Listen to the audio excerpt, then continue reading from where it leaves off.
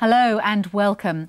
In this programme, we're going to look at the most important aspect of the Home Condition Report, the condition rating process. This will have an impact in a number of ways. Firstly, it affects the value and therefore marketability of a property. Secondly, it gives a potential purchaser an insight into the property's condition and therefore the amount of repair work that may be required. And thirdly, it might affect whether lenders will lend on the property. Faced with all the conflicting pressures, it's important for the home inspector to be consistent and unbiased. Condition ratings need to be the same wherever you are in the country.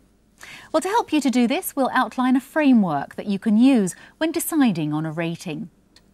To explain this in more detail, I'm joined now by one of the authors, Phil Parnham. Hello, Phil. Very warm welcome. Hello. Hi. Thanks for joining us. So tell us how your approach works.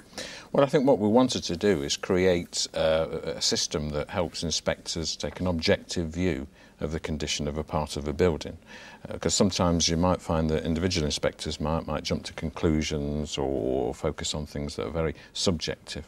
And the other reason for having this questionnaire is to look at the holistic nature of the defect and of the element in terms of its relation to the building.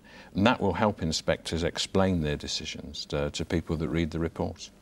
Well, I tell you what, there are a lot of questions that are posed in that questionnaire, aren't there? So I think we'll save Phil's memory. And to save him having to remember all the questions, let me go through them. Here they are.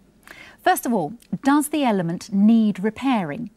Number 2, if it does it need doing soon, say within 6 months? 3, will the condition deteriorate rapidly? 4, is there a defect that will compromise the structural integrity? 5, is there a defect that will spoil the intended function of the element? 6, is there a defect that will create a serious health and safety problem? 7, are the repairs likely to cost more than £1,000? And finally, will the defect cause structural failure in other building elements if not remedied now? Well, Phil, that's quite a list, isn't it? But even so, I'm sure that sometimes things aren't exactly black and white.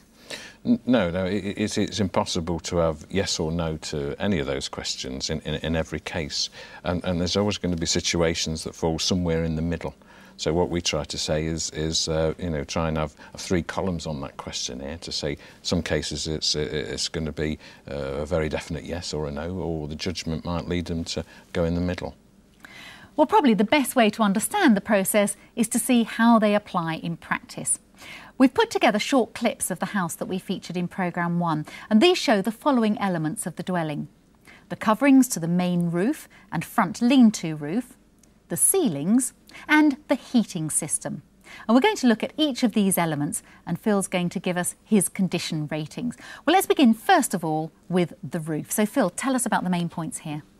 Yeah, the roof, it's a plain concrete tile, typical of a property of that age, laid over sarking felt, which is then supported by a timber roof structure. The ridge tiles are concrete, and the verge tiles are also held in position by clips and pointed with mortar. And the lean-to roof at the front is also the same construction. I managed to get into the loft space under the main roof, but not into the roof space under the lean-to roof, but I saw no evidence of leaks below it.